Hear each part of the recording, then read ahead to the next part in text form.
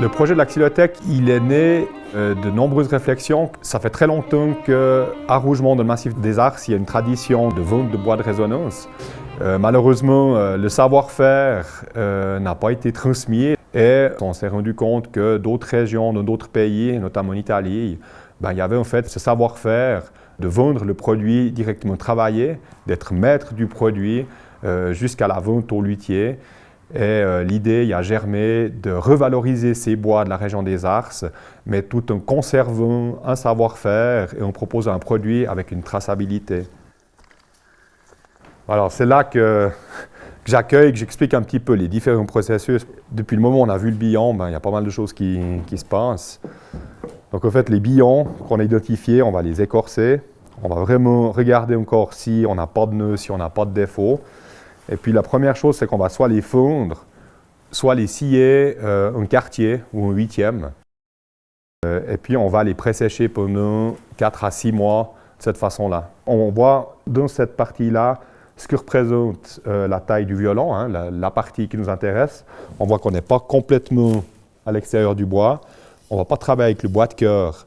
Le bois de cœur, comme je montrais sur la souche, il y a un moment où la croissance est plus rapide selon l'âge de l'arbre, puisqu'il fait que les cernes sont moins régulières. Donc c'est vraiment dans la partie médiane. Dans ces sections, on va définir par rapport au diamètre à la qualité, qu'est-ce qui va pour du violon ou d'autres instruments.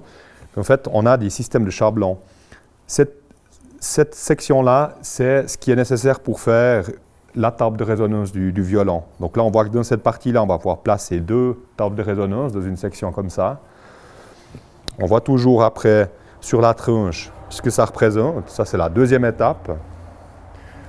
La troisième étape, c'est qu'ensuite, on va sectionner dans une section pour un instrument. Ce qui intéresse l'luthier, en fait, en définitive, c'est ça. C'est d'avoir sa planchette, de l'ouvrir comme ça, puis là, on voit en fait la symétrie. C'est avec ça qu'il va faire la table. Donc là, on est vraiment dans de la qualité supérieure. Hein.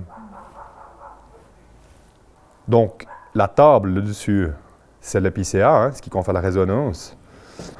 Et puis en fait, la résonance, elle provient du bois d'épicéa qui a une croissance très lente, très régulière. On a un bois très léger qui va décupler le son et le transmettre. Le dessous, c'est exactement la même chose, sauf que c'est en érable. Quand le client vient regarder son produit, en fait, il voit la numérotation. On a une liste qui est liée à ça, puisqu'il permet de lui dire c'était coupé en telle année, ça vient de telle et telle division, ça vient de tel arbre, et ça a été coupé à telle et telle date par rapport à la Lune. Donc on est les premiers et les seuls, à ma connaissance en Suisse, à avoir cette traçabilité du produit de la forêt jusqu'au luthier. Donc c'est vraiment comme un magasin. La xylothèque, elle est similaire à celle qu'on peut voir chez d'autres luthiers, parce que chaque luthier a sa petite xylothèque, ce qui permet au client de venir comme dans un rayon, de voir son produit et d'avoir un coup de cœur sur l'un ou l'autre des produits. Et puis c'est clair que cette xylothèque, elle a 2 buts. Elle a le but, bien sûr, commercial, de diversifier, de valoriser le produit, mais elle a aussi un but de conserver du patrimoine. On ne sait pas, dans 40 ou 50 ans, est-ce qu'on aura encore de l'épicéa à disposition suite au réchauffement. Donc à quelque part, peut-être que les planchettes qu'on voit là, ce sera les dernières planchettes qu'on pourra proposer d'ici 20 ou 30 ans.